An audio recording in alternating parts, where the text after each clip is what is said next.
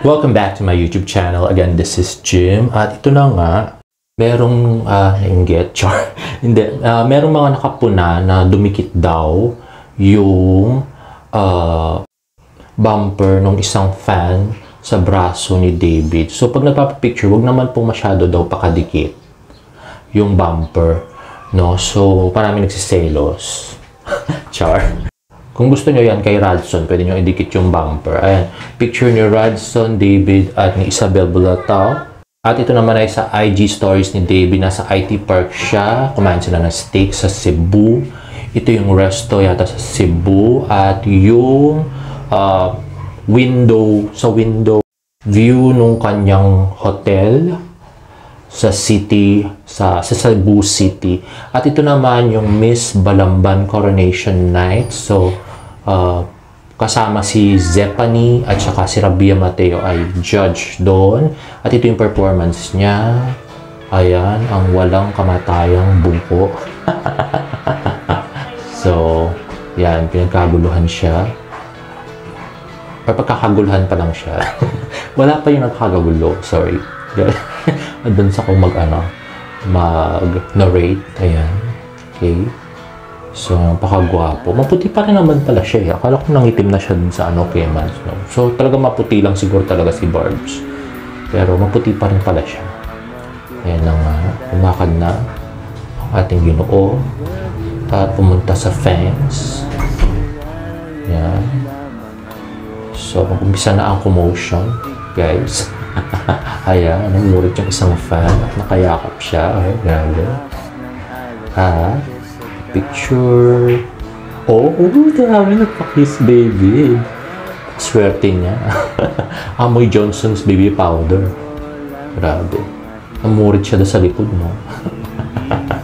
At yan, naglalakad na ulit ang ating Ginoo. Naghahanap kung saan siya magpapakiss ulit. Char. Ayan, ano yung fan. At may pa-picture siya. At yes. Ayan na, pa-picture. Kaway-kaway. At yan, nagkagulo na mga madlang people sa venue ng Bayamban. At yan na, unti-unti nakakagulo ang mga madlang people. Particularly yung mga babae, no? Kaya naman yung lalaki nakakagulo. Hinatak niya pala yung babae. Diba? Sa stage. At yan na. Kaya na sila. Ano kayong gagawin nila dyan? Kung hindi natin alam. Joke. Anyway, ayan. Lumakad-lakad. Oh. Di ba ganyan yung ginagawa ni Barbie? No? Parang ginagawa niya. Yung mga ginagawa niya kay Barbie, ginagawa niya sa fans. No? Ganyan na ganyan. Picture. Heart shape. Oh, nagpa-kiss. Yun, hindi niya pinapagawa kay Barbie yun. Bawal. Anyway. Yeah, binirl niya rin. Diba? Ano yung ginawa niya kay Barbie? Ginagawa niya sa fans. Para maalala niya. Char. Iniinggit. Joke. Anyway, bumaba na naman ang ating pambansang Ginoo sa stage. At yan. Nagkaguluhan ulit. They just can't get enough of him. Makagwapo naman kasi talaga ng ating pambansang Ginoo, no? So, yan. Picture. Lahat na sila nag-selfie kasama ang pambansang Ginoo. So, kung ako dyan, pipicture din ako. Pero hindi selfie. Picture ko na lang siya. Kaya, nakayakap po, diba? Grabe. Kagulo ang mga dumb people. So, kahit mahal pa yung bayad kay David, sulit na sulit kasi talaga kakaguluhan siya ng madlang people. At yan na nga. Ayan, more girls. Diba? Ano talagang girl si David? Anyway, ito pala yung buong buko performance niya. Napakahaba ng video actually. So, parang dalawa lang yung kinanta niya dito. Pero sulit na sulit si David. Pagod na pagod sa kakapapicture ng mga fans. Sinulit yung kanyang bayad. At yan na nga. Diba? Hindi matapos-tapos na picturean. Siguro more than 100 na yun. Pictures niya dito. Oo, diba? Ilang minuto pa lang.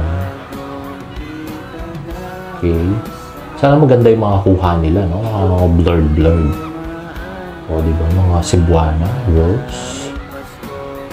At yan, si David ulit.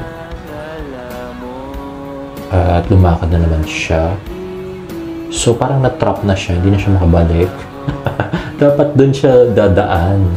Tapos, bigla siyang umikot yata, no? Na-trap na siya. So, hindi na siya makabalik ng stage. O, umikot na.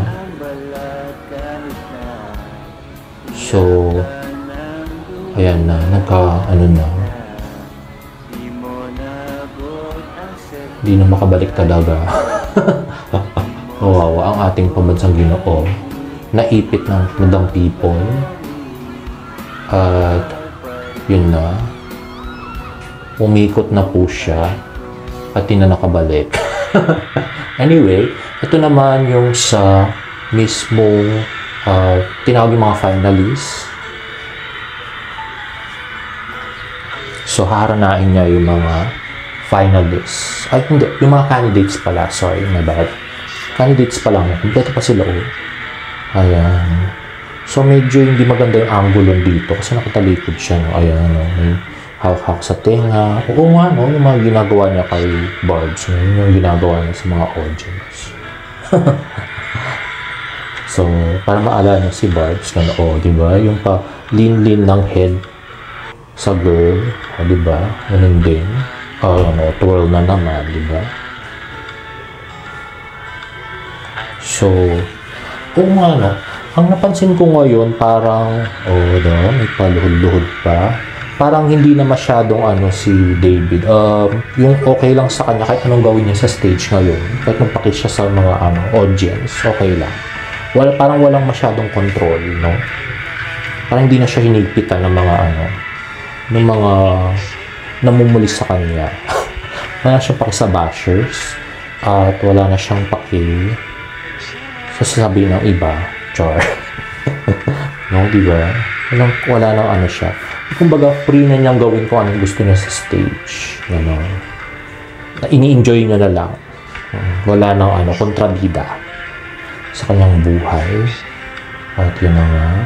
O, diba? May pa-holding hands. At binitawan na yung candidate 14. Ayan. So, ganito talaga yung mga bagay kay David na yung mga yung mga provincial pageant. Hindi siya pwede doon sa mascara na nakatayo lang sa gitna. Mga ganito yung mga pageant niya, no? So, yun na nga.